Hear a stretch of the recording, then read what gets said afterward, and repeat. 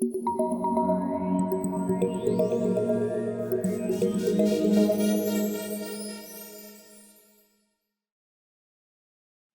Dreger is a writer, historian, and maybe journalist. Alice, thanks for being here. Thanks for having me. What's interesting about sex? What's not interesting about sex? Sex or not interesting, we could tell our children the truth about it. What's interesting about sex today is that we have so many disagreements going on, I think, about what it is, which makes us a sort of unique moment in some ways in the history of civilization. I think people argue a lot right now about how many sexes there are. I find that argument tiresome because I'm a historian, and the answer to that question is it depends on what moment in time you are sampling. The way humans will answer that question. Nature has no answer to that question. Humans decide the answer to that question. And I think people like to think that nature tells us the answers to things, but nature often provides us a range of things from which we can choose an answer. And sex is one of those cases in terms of how many of them there are. It's funny that when I was asking the question, I was intentionally ambiguous. You could either mean sex to mean procreation and having a good time in the bedroom, or you could mean something akin to gender and biology. You took the latter, so let's go there. Why is it uncertain? Why is it not just there's XX and there's XY, and then of course there's a whole conversation about gender performativity and transgenderism and how we might want to express the characteristics of sex, but that there's fundamentally two different biological sexes. What's wrong with that view? Well, for one thing, not everybody has XX or XY. So some people have XXY, and some people have XXXY, and some people have XY in some of their cells and XX in others of their cells. And some people have combinations of 4 or 5 different types of cells. And then the other issue is that your sex chromosomes don't actually tell you how your body develops. They can tell us part of what's going to happen in terms of your biological development, but there are other genes that come into play that are not on the X or Y chromosomes. And then there are also things that happen during prenatal development that can change how your sex develops. So if your mother is exposed to particular kinds of hormones, for example, that can change your sex development. So the truth is XX and XY tell us a little bit about how you developed, but they don't tell us the answer to how your whole body developed. So there are people who are born as girls, you would have no question looking at them and in the birthing room that that's a girl, but they have XY chromosomes, which is normally male. And then there are people born who absolutely clearly are a boy when they're born, but it turns out they have XX chromosomes. So nature is far more complicated than our politics would sometimes like. And these people might have internal sex organs or something. They might be XY, but they might have tiny testicles inside that they haven't noticed or something as they were growing up as a girl. Or if they're XX, then they might have ovaries that aren't being noticed. Is that the point? Yeah, so there's lots of different types of conditions. If we count up all the different kinds of sex differences that you can have besides the normal, what we think of as the standard male or the standard female, there are at least 30 some different types. But just as a couple of examples, you can have somebody born with a condition called complete androgen insensitivity syndrome. And when she's born, she'll look absolutely like a girl. Inside, she's got XY chromosomes, she has testes, but her body doesn't respond to testosterone and other masculinizing hormones. So when her body develops, except for having testes inside, she's developing externally in terms of her genitalia as a female. Her brain is subject to the more female typical brain development. And very often in these cases, you don't know anything's up until she hits puberty and she starts to grow and develops breasts and rounded hips because her body is making hormones that lead to estrogen. So she'll feminize according to the usual feminine puberty, but she won't menstruate because she doesn't have ovaries inside and she doesn't have a uterus. So then an exam will be done and the discovery will be made, but she is a woman. I mean, this is a person who, in terms of her development, in terms of her upbringing, in terms of her self-concept, has been a woman from the start. It makes no sense to call somebody like that male. She has some male characteristics, but she's a woman. And then you can have a condition, for example, called congenital adrenal hyperplasia, which in a very extreme version of it can lead to a child who's XX being born to appear to be male. So in that circumstance, the child has XX chromosomes and ovaries, but some other glands that can be involved in sex development. The adrenal glands are in high gear. They're making lots of androgens, which can masculinize development. So when the child's born with male genitalia. The brain has been subject to the more male typical pathway. Kid appears to be male. If it's a very severe form, the child can have serious medical problems. But I actually, a few years ago, met by telephone a young man who was 19 years old and who'd been having some medical problems.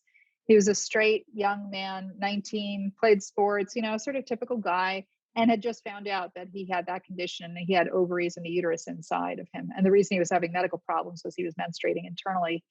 I mean, you could call that person female, but it would make no sense to me. He'd been born appearing to be male, raised as a boy, had the brain development more typical to males.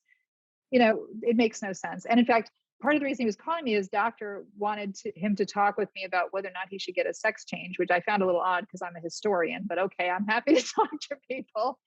And I said to him, do you want to be a woman? You sound like a guy to me. And he said, no. And I said, well, then why would you have a sex change? And he said, well, because my doctor keeps telling me, well, I've got ovaries inside. And I said, listen, I don't let my ovaries tell me what to do. I don't think you should let your ovaries tell you what to do. Have them out. If you don't want them there, have them out, have your uterus out and go on with your life. I recognize he's going to be infertile and that can be a rough thing to grieve over, but he wasn't planning to be a mother. He was planning to be a father. So his life had changed radically, but there was no reason for him to change his whole identity based on what he found out was inside.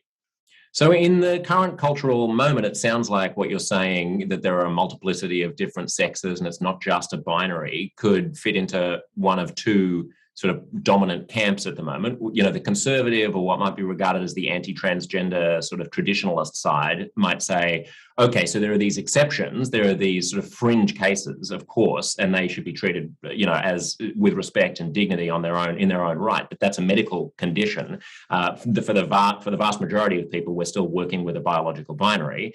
And then alternatively, you could have a sort of pro-trans attitude, which is, see, there are so many different ways of being male and female that the whole thing means absolutely nothing. And there is no correlation between biology and gender. So just do whatever floats your boat. Are those the only two options? No.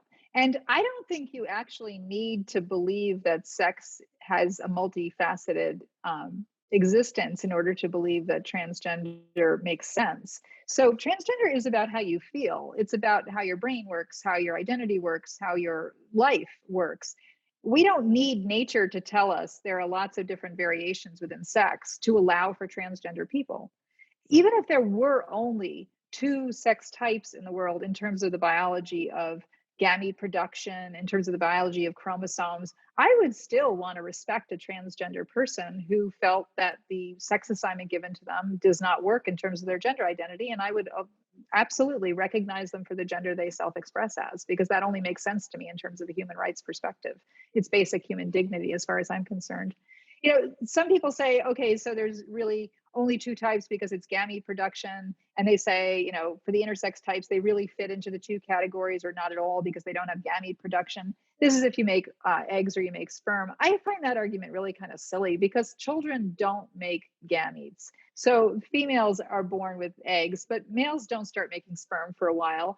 I'm postmenopausal. I'm not popping eggs anymore. Does that mean I'm not female anymore? Does a guy who has his testicles out because he has testicular cancer, is he no longer male? That kind of attitude strikes me as sort of naive. We decide to make that decision and say, oh, it's gamete production. Oh, it's chromosomes. Oh, it's genitalia. Oh, it's nipples. Whatever you want to choose. I can tell you historically, somebody's chosen something for one of these every single time somewhere in history.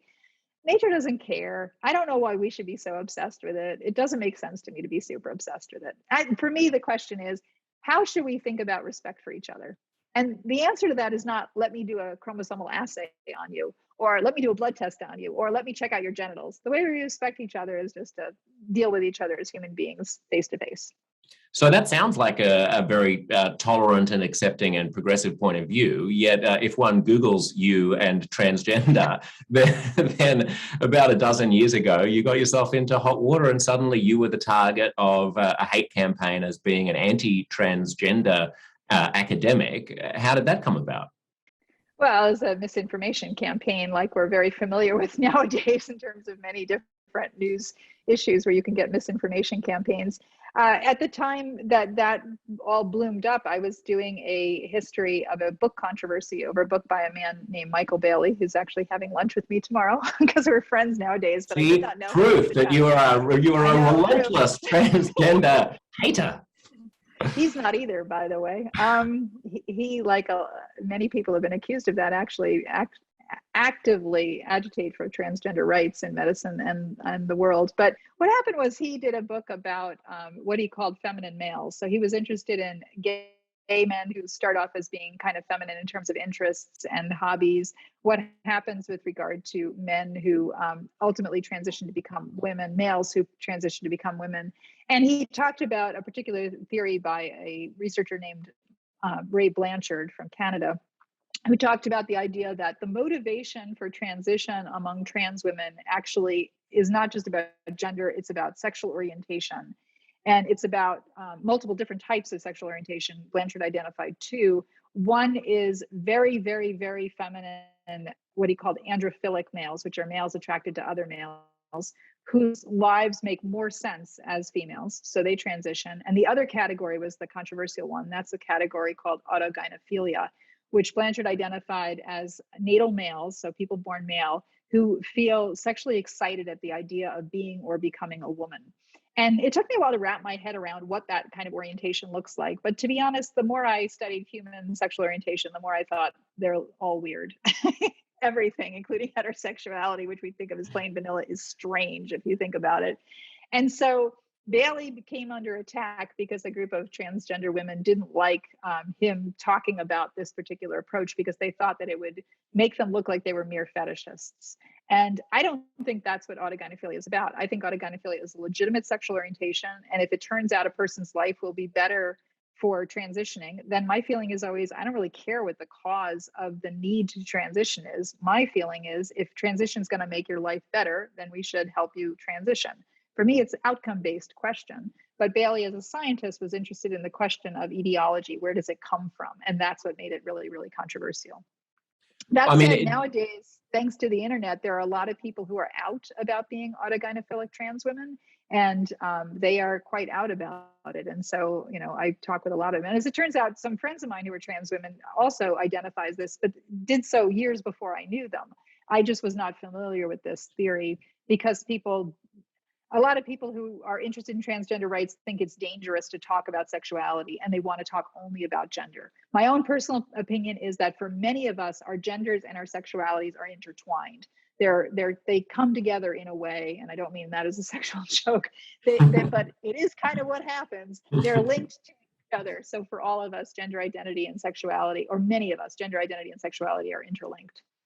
I can understand the reticence there. I can understand that that it's a harder sell in maybe a centre-right country like America to convince. Like if you come with a bit of puritanical baggage and you're a little bit sort of sex phobic or maybe anti-kink, then it's a harder sell to say I want to present as a different gender than the one that I was assigned at birth because I get my rocks off doing that, than to say this is an intrinsic part of the hardwiring of my brain. But I think the thing you have to understand is that for most of us, when we're performing our genders, that is to say, deciding what to wear, deciding how to present ourselves, we're also getting our rocks off in the sense that we are presenting our genders as part of our sexual orientation. And we're going out into the world expecting people to treat us in a particular way that will engage both our gender and our sexual orientations. The truth is, straight women don't just simply go through the world and put on whatever happens to be at the top of the closet that day. They're thinking also about who are they going to encounter that day. If they're going on a date and they want to get laid, they're going to be thinking about what they're wearing. The truth is we all do that kind of thing. And I don't think it's worth thinking about it as a fetishistic thing. To me, it's just something that comes along with sexual orientation. Now, I know some people object to, for example, trans women being in women's bathrooms because they say, that they'll treat women in a sexual way. My own feeling is we're all out in the world, that Freud was not wrong. We're out in the world as sexual beings. And the thing to do is to think about how do we manage our behavior so that we're respectful towards others. And my experience of trans women is that they are respectful as natal women are, except, a few people in all these categories sometimes are not respectful, and we should judge people on the basis of their behavior. Martin Luther King, the great American civil rights leader, said in his I Have a Dream speech that we should judge people by the content of their character, not the color of their skin. And what I tell people is we should judge people by the content of their character, by their acts, and not by the color of their skin, the shape of their skin, the history of their skin. As far as I'm concerned, that stuff doesn't matter to me. What matters to me is, are we treating each other well? Won't the advocate on behalf of the traditionally oppressed minority respond to that saying, well, that's all very well coming from a place of white privilege, white supremacy, white power, middle class comfort. But the reality is that the world does judge us on the basis of our sexual presentation. It does discriminate against transgender people who suffer from astronomically higher rates of violence and suicide. It does judge us on the basis of whether or not we're an African American in America or an Indigenous Australian in Australia, and therefore it's naive to have that kind of rose-colored attitude towards the world. Well, the only way to change it is to believe that it needs to be fixed. So we can absolutely acknowledge the terrible history and the terrible reality of today without saying that that's the way it has to be. And that was the point of having a dream, right? to work towards something better. So that's true. He did say I have a dream. He didn't say I recognize reality.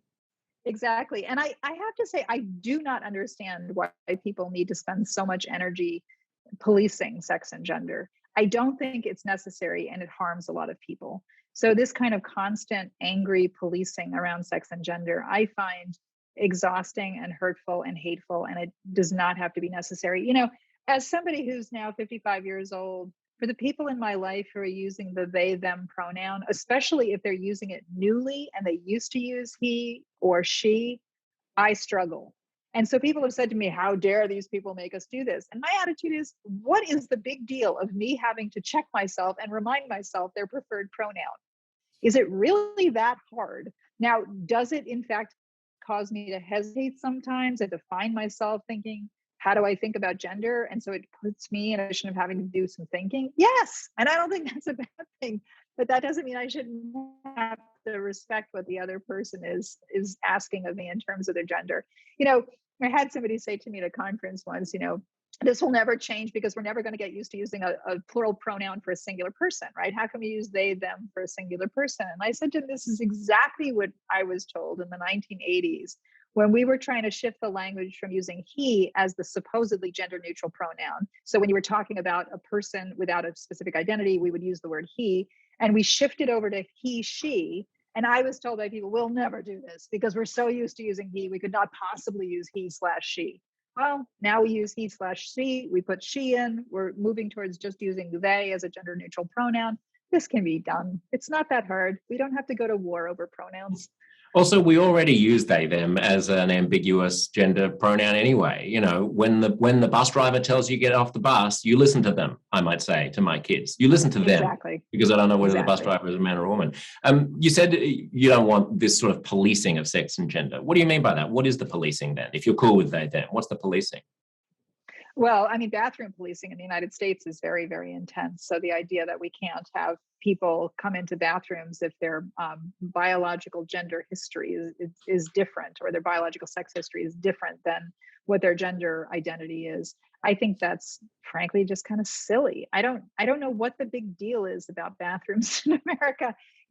I'm somebody who likes to be very efficient. So I sometimes go into men's bathrooms because at concerts and things, often it's the case, the women's line is really, really long. And long before this started, I just started going into men's bathrooms because I find men much quicker. I don't know what women are doing. I'm not doing it. Nor do we, Alice. Nor do we. Get it.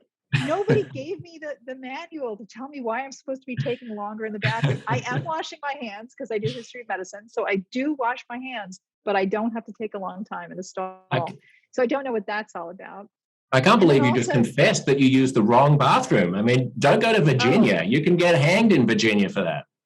Well, not being a woman, usually going into a men's room, weirdly enough. So I was at a sex research conference a few years ago. This was about 10 or 12 years ago, so a long time ago.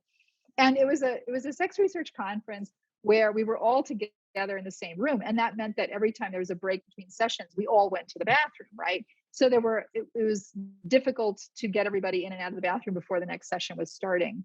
So we had just been in a session where we were watching pornography because it was a study of a particular question about pornography. So we're all sitting there very politely watching. Yeah, I'm sure that was the reason. I'm sure there was a great academic reason for you to watch porn. Yeah, there was. Yeah. So we're all watching this together. And then there's a break at the end of the session and everybody goes to the bathroom and the women's line is really long. So I'm like, well, screw that. I'm going into the men's room. So I go into the men's room and the women are like, you can't do that. You can't.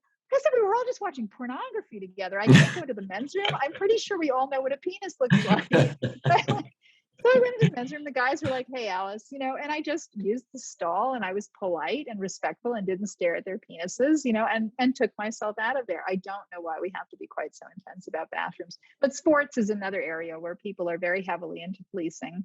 And this is an area I've written about and also advised the International Olympic Committee. My own feeling is, okay, I'm not somebody who plays a lot of sports, so I don't have that particular competitive attitude. But my own feeling is it is not worth burning down houses and destroying people's lives to insist that everybody be divided into a simple two-sex category, which is hormonally based, which is how the International Olympic Committee historically has managed sex and gender, and that's been really problematic. So my own feeling is that we should let people play in the gender in which they identify, that it makes sense. And does that mean that sometimes people will have a male biological history that gives them an advantage in women's sports? Yes. And I'm willing to live with that, to say we can move on to a better world. What do you say to the outstanding female weightlifter who is constantly trounced by the other woman who went through puberty as a male, who now has stronger bone density and stronger musculature because of it? That if we want to call it a woman's sport, then we're calling it a gender category. And the gender category encompasses people who may have some biological male history. If we want to change the categorizations and say we're going to have hormonally, historically based categories. So you're going to be in category A if you grew up with this hormonal profile, and you're going to be in category B if you grew up with this hormonal profile, fine. But let's be honest and call them hormonal classes, not gender groups. Because they're not gender groups, they're hormonal classes. So we can do that. It would be weird, but we could do that. And then honestly, we'd start to realize, well, some people have certain biological advantages even within those categories. So for example, there are some men who naturally make a lot more testosterone than other men. Does that mean we shouldn't allow them in that category? It's, once you start breaking it down and recognizing that there are not two simplistic categories, that people come different from each other, not just in terms of sex, but in terms of so many other things. Sports and the concept of a level playing field, you start to realize, no, there's a lot of stuff we're creating all the time in terms of artificial categorization. But when you do start breaking it down, don't you risk the whole edifice falling apart? I mean, I think the concern, yes. You may be cool with that, but the female footballers and female weightlifters may not be, in the sense that maybe the first step is that no cisgender woman can realistically compete at an international level in weightlifting anymore, because trans women are going to routinely outcompete them. But then maybe the solution to that is, well, why are we dividing sexes by sex and gender at all? So everyone should just compete against each other, and then there'll be no female tennis stars because everyone will be competing against male tennis players. Isn't that the worry? Or you could create categories that are honest, which are categories that are not gender categories. They're categories that are about the history of sex development. And you say that the people who have this history of sex development play together, and the people of this history of sex development play together, and be honest about what that is, but don't call that gender, because that's not what that is. And that would be based on the sex that they were when they went through puberty, or the sex that they were assigned at birth? That's the issue, right? You'd have to go through everybody's medical history and try to figure out what everybody had in terms of their advantages. And we don't bother to do this with other issues in sports. We don't, for example, say that at the elite level, we're going to divide people into height classes, and then we're going to have a short basketball group and a tall basketball group, right? We don't say that we're going to divide people. Well, we do actually divide people in wrestling in terms of weight classes. That is somewhere where that is done. But I mean, just another example, in some places in the world, when kids play sports and they're prepubertal, they do not bother to divide them into gender, because sometimes the girls can equally compete with the boys, for example, in soccer, or what the rest of the world would call football. And so you can have categories that are age categories, but once they hit puberty, you're going to have a differentiation in terms of the natural body type differentiation. So I think it is possible to, create these categories, but what we have to recognize is that we know a lot more than we used to know about these categories, and it's not really possible to pretend anymore that gender is a simple thing or that sex is a simple thing. Those days are over. So let's inject the fun definition of sex back into this conversation, not just the biological one. What's the relationship between sex, attraction, sex, procreation, sex, fun sex, and sexuality and gender and biological sex? I mean, I'm thinking about what you were saying a little earlier about males who perform with characteristics that are traditionally associated with females, effeminate sort of men. Now, some of those will be gay, some of those will be bi, some of those will be straight. It doesn't map on perfectly, but it certainly seems like more gay guys seem to have more feminine characteristics. And, a friend of mine the other day was talking up how wonderful Iran is, because Iran's so nice towards transgender people, because they give the government provides you with free sex change operations, or sex affirmation surgery, as we call it now, if you're transgender. And I was like, well, yeah, what that means is that as someone who's married to a man, I would in Iran be required to either have my dick chopped off or marry a woman. I'm not sure that is that great, but I suppose for some people who are genuinely transgender and also gay, that might suit. Can you help me through this thicket? Yes, if you have a few weeks.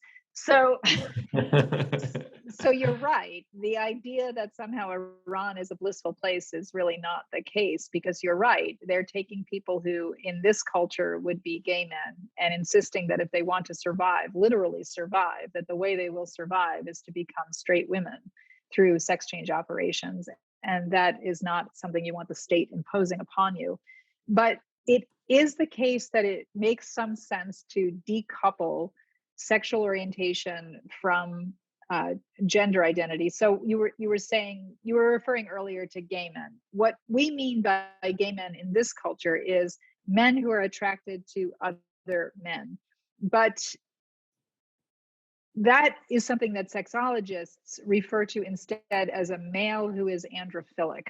So a male who is attracted to other males. And the reason they make that distinction is because people may in fact change their gender, but rarely do they change the way they're oriented in terms of what turns them on. And so it's useful to decouple the gender from the orientation. And then what we know is that there are many places around the world where it's well documented that there are some children who are born who, let's take the male sex, who are biological males, but they're kind of feminine as children. They may be interested in the more traditional girls' interests in that culture. They're more interested in attending to their mothers, more interested in hanging out with other little girls. And in many cultures in the world, a third gender category has been created in order to normalize those kids. And it creates a third gender category where those kids basically grow up as women. So just to give you one example, in Samoa, the research of Paul Vasey has documented what happens with the Fa'afafine.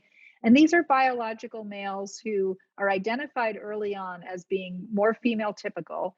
And so they're categorized into this third category called Fa'afafine, which means in the manner of a woman, living in the manner of a woman. And they will grow up and they will be what we think of as like gay men, except that they're living as women. And so our categories don't necessarily map onto other people's categories, but what's interesting is the patterns do map on around the world. And that gives us reason to believe that for some men, homosexuality is probably inborn, and it comes along with a complex that influences gender identity and gender orientation to some degree, in addition to sexual orientation. And we see the same thing with some biological females. And there are categories around the world in some places that have categories for normalizing butch girls, basically, and making them into grow up as boys who will then marry women.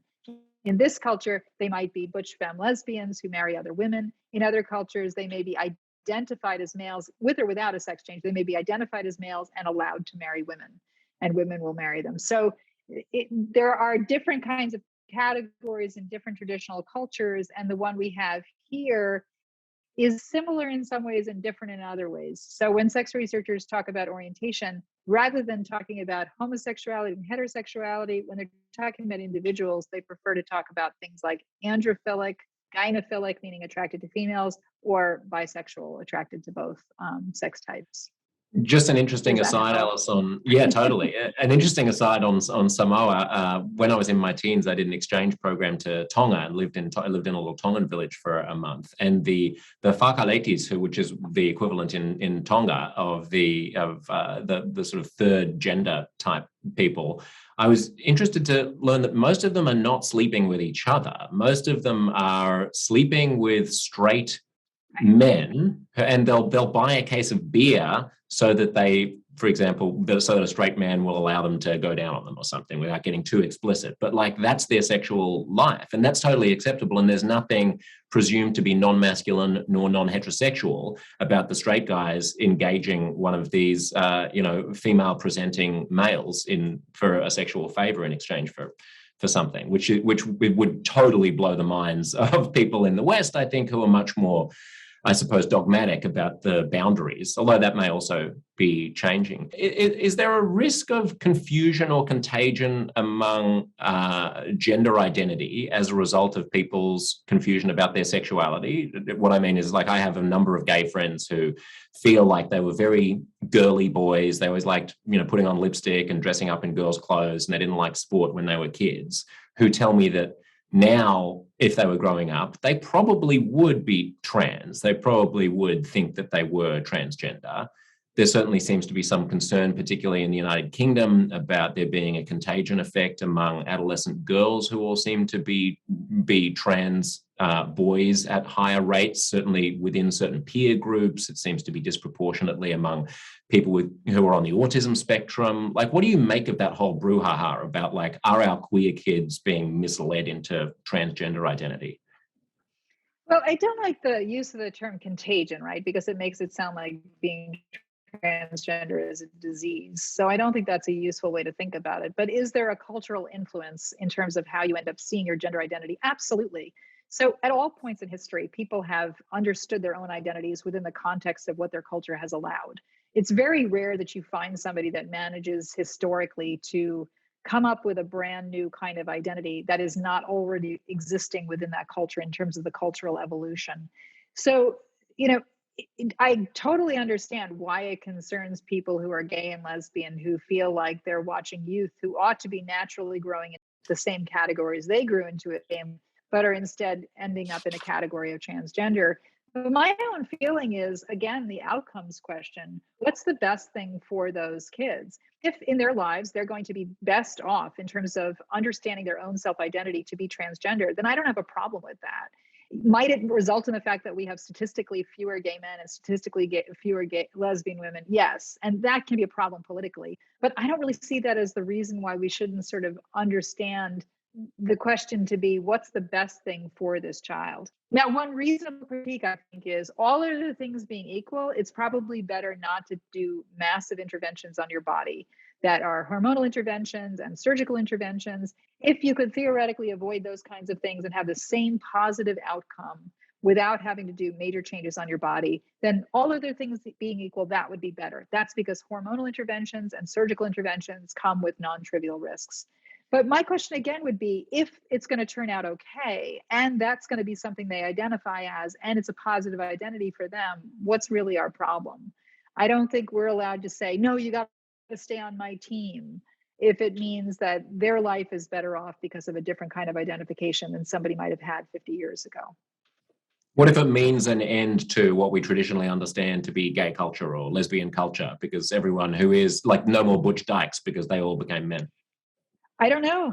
I mean, it would be a strange thing to have happen, but remember, Butch Dykes didn't exist in terms of cultural recognition 200 years ago, right? In the West, they existed, but they didn't exist in terms of cultural recognition. They were categorized as troubling women, basically, right? Women who, in some circumstances, were obligated to have their clitorises cut off to try to stop them from having these urges that were seen as unnatural urges, et cetera, et cetera. I mean, 200 years ago, the culture had a problem with that category and tried to normalize it in a different way. I do feel like the moment that we've had where people are allowed to self-identify is a much more positive experience than we would have had 200 years ago. But is it possible that we've taken self-identification far enough that people are choosing categories that are unrecognizable to people my age? That may happen. And that's part of natural historical evolution of human culture. Is it painful sometimes? Sure.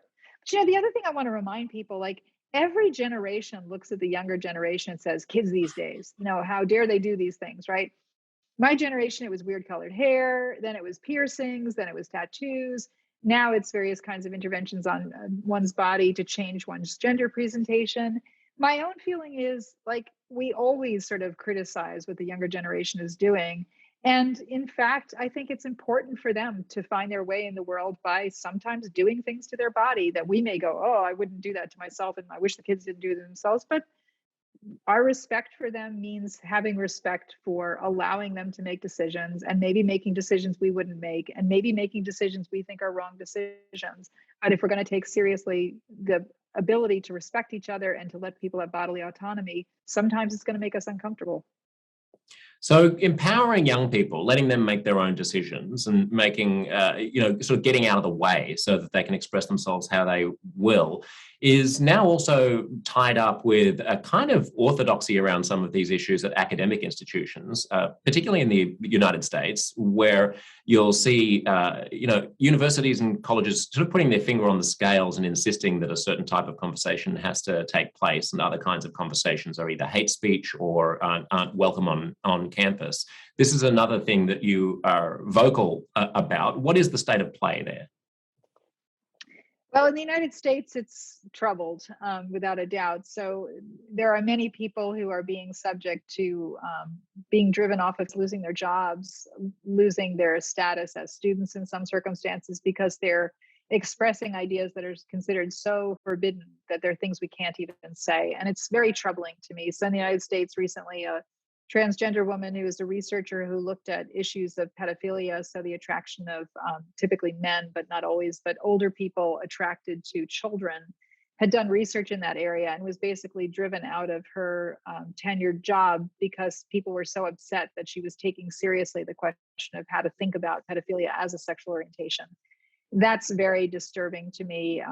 Disturbing also is just the ways in which I see colleagues all over the country taking things off their syllabus because they're just too afraid to get into conversation points and to be brought up on charges of creating hostile environments simply by asking questions, for example, about sex and gender.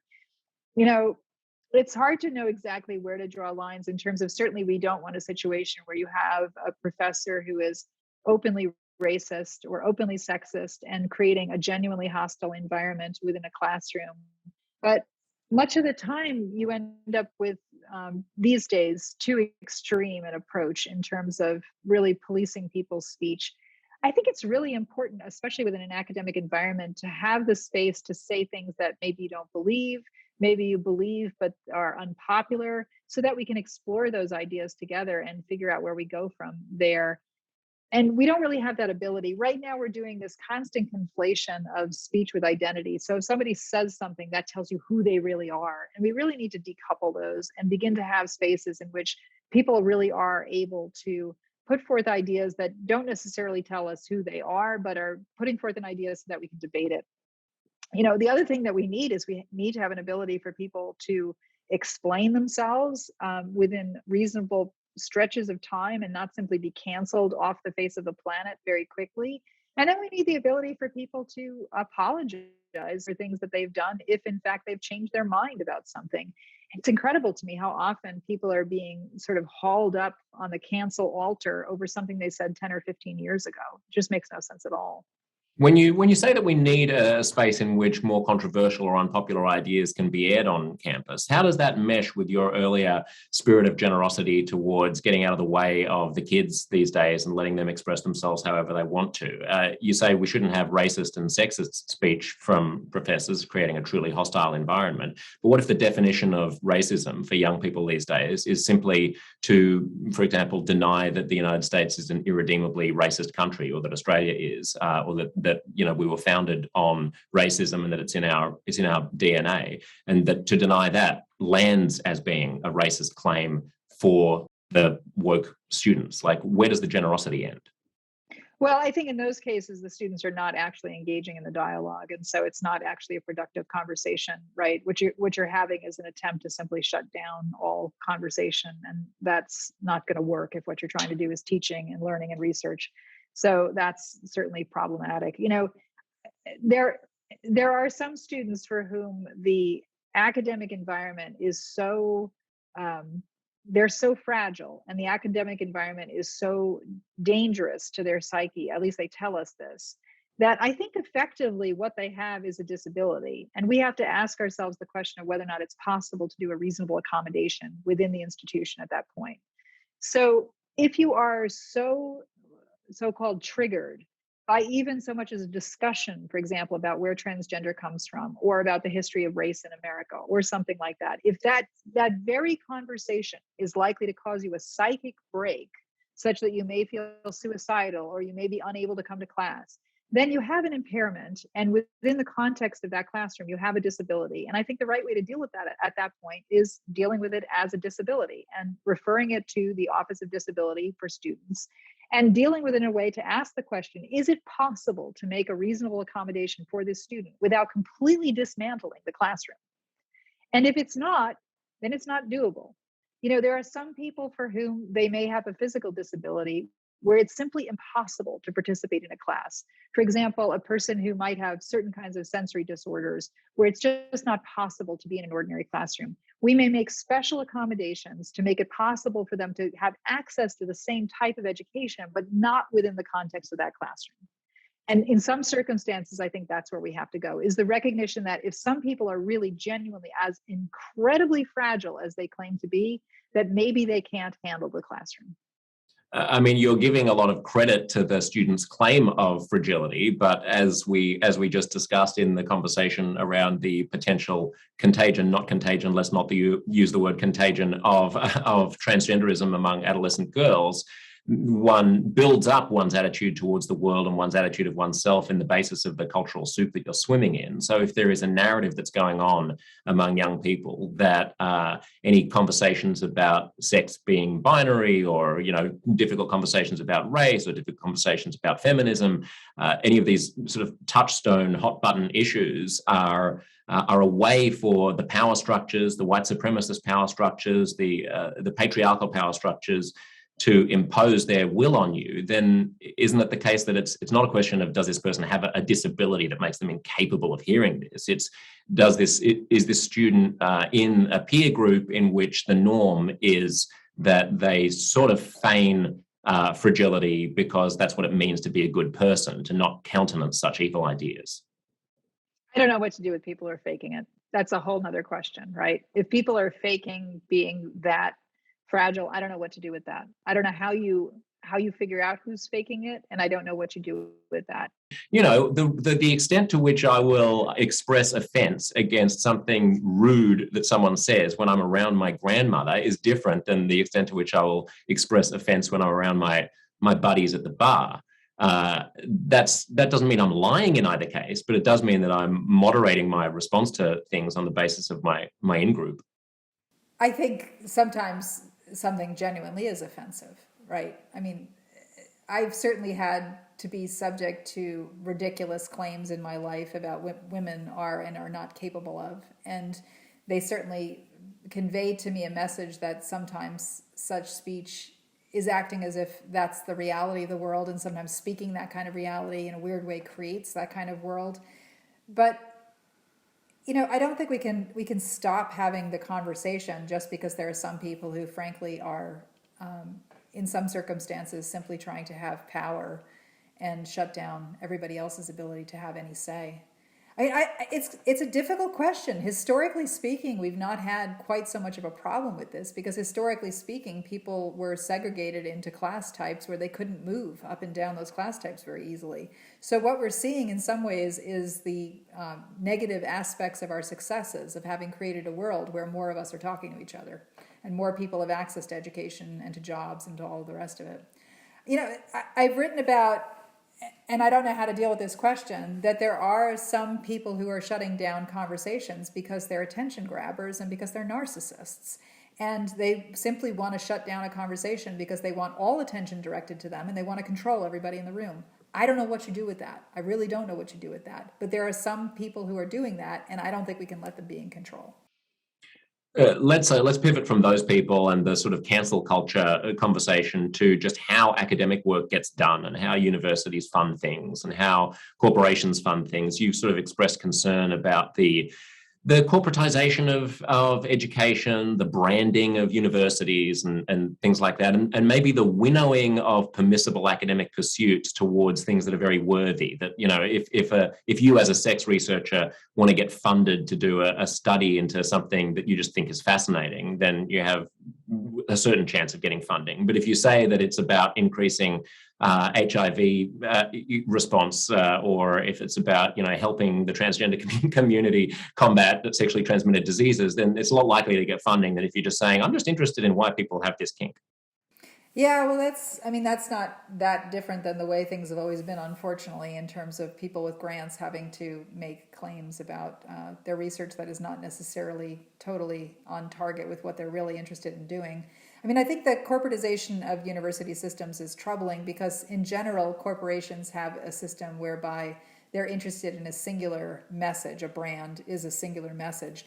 And when you have a university, you really need to allow people to be off-brand in the sense that they don't need to maintain a single message on behalf of the university. But the problem is, you know, universities have become very obsessed with their endowments, very obsessed with income, and that's how they tend to measure now whether or not an academic, for example, should get tenure, is the question of how much money they're bringing in, not the question of whether or not they're generating any interesting new knowledge. We also have this total wrapping, at least in the United States, of sports culture combined with academics, so that in some cases the football teams are kind of leading the decisions being made by the university. I mean, I live in East Lansing, Michigan, and Michigan State University is the school there, and they just entered a contract with the football coach for $95 million. Now, that's not all being paid with public money. It's being paid partly by donors. But you have to ask yourself the question, what does it mean when by far the highest paid person in the university system is a football coach? I mean, what does that really mean at that point? $95 million for a 10-year contract. So he's making $9 million a year for leading the football team. You know, that's where people start joking that it's a football team with a university attached. And I think that's right. And when you have that, then you've got these contracts that are really leading sort of, you've got a university mentality that's all about how do we maintain the system where we're popular, where we're partying, where we're connected to money, where donors are giving in this kind of huge amounts of money, and it becomes very problematic. Right. So academics feel pressure not to blow that up by being the target of some campaign by some online group or whatever about something that they're studying that group thinks is unpalatable. You're not supposed to cause the administration any trouble, correct? Right. Are academics sufficiently courageous, Alice, at the moment? You know, in the United States, where there's no national health care, it's very difficult to be courageous, because as soon as you take a risk and lose your job, you're losing not just your job, you're losing your ability to survive in the world, literally, if you have any kind of disease that presents itself.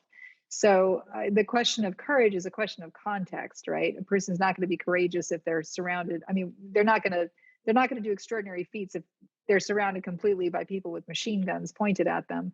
And in the current academic system in the United States, it's very difficult to be courageous because we don't have any national health insurance, because there are so few jobs. It's very difficult to move between jobs because we have a social media culture where if people come at you, it's going to be very difficult for you to get another job. I mean, the lies that have followed me around continue to follow me around. And I still run into people who challenge me on the basis of things I absolutely never said, and it's very, very frustrating. So the question of whether or not people are courageous, I would say some people are managing to challenge systems, but it's very difficult to survive in a system that is so stocked against you, which it is right now in the United States. What would you do about this? I mean, short of introducing Medicare for all in the United States, at a more local or granular level, if you were empress of the world and you could wave a magic wand and have things change, what's the sort of shortest distance between here and there?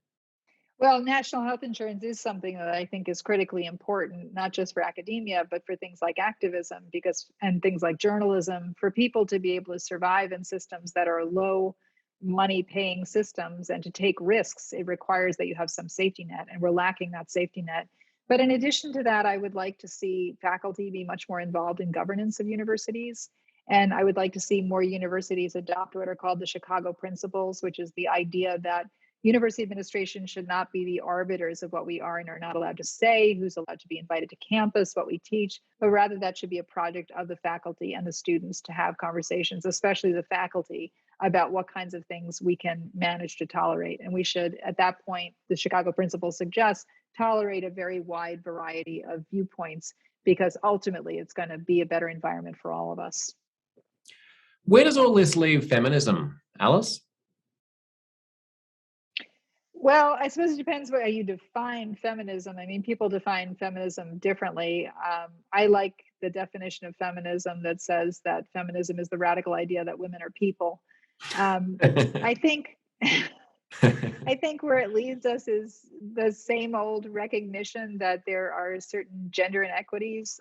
Women are still paid much less than men, at least in the United States. Women are much more likely to be the victims of sexual assault, to not be taken seriously by the criminal justice system when they are victims, to not be elected to representative office, to have to suffer much more inequity when they are parents. All of these kinds of things still exist, and I think where it leaves feminism is still working on those inequities that exist in the world, because they're really unfair and they don't have to exist. Do you see a difference in the way that you think about feminism and the way that your younger students think about feminism? I mean, there does seem to be a sort of difference between, you know, a lot of my younger friends and colleagues are coming back to the transgender conversation, very interested in non-binary conceptions of gender, in gender self-expression in various ways. They're a bit skeptical of any idea that there's any biological difference between the sexes, and so they're very interested in us all essentially being the same. And I see that in contrast to the feminism of my mother's generation, of Germaine Greer and Camille Paglia, where it was about the idea of growing up as a girl being fundamental to the experience of being a woman, and there being certain characteristics of womanhood that are worth cherishing and not allowing to be, as they would see it, steamrolled by fads of gender expression. You know, the feminism that I grew up with certainly had within it the idea that we should not be limited by being girls, by a specific conception of gender. And so I think one place feminists of my age struggle is when we hear younger people who are biologically female say, I don't think I'm really female because I enjoy playing rough sports, or I am interested in being an engineer, or I am attracted to women. Our feeling is, well, those are all possible within the category of being female, so why do you need to identify as something else? So that's, I think, where part of the tension rises, and rises quite legitimately.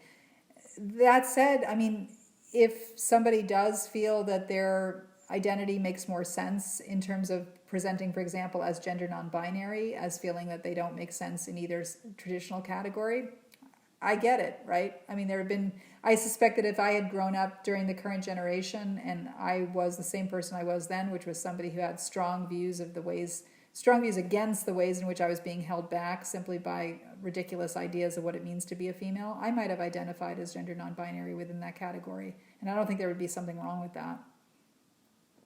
When my 4-year-olds are my age, do you think that their kids, how do you think their kids are going to think about gender and sex and both meanings of the word sex? Do you have any? I hope I'm alive to see, because I'm very curious. So I hope I'm alive to see what happens. I think I'm very, very curious to see where it goes from here. Gender is a human process, culturally speaking. We keep reinventing it in different ways. Different cultures have understood it to mean different things. There are patterns across the world. For example, females are much more likely to be sex shamed around the world. Men are more likely around the world to be praised for having lots of sex partners. Women get criticized for it. So there are some things that are probably hardwired in our brains in terms of how we see males and females. But there are a concept of what it means to be a man, where you can touch other men without any kind of concept that, oh, you might be gay. Not that there's anything wrong with being gay, but straight men in America are very uptight about touching each other, about hugging each other, about crying with each other.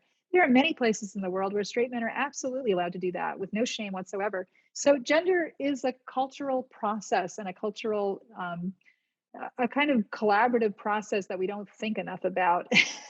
And my own feeling is I'm curious to see where it goes. I'm not scared of people who are transgender and gender non-binary. I don't feel threatened by them, and I don't understand why so many people do feel threatened by them.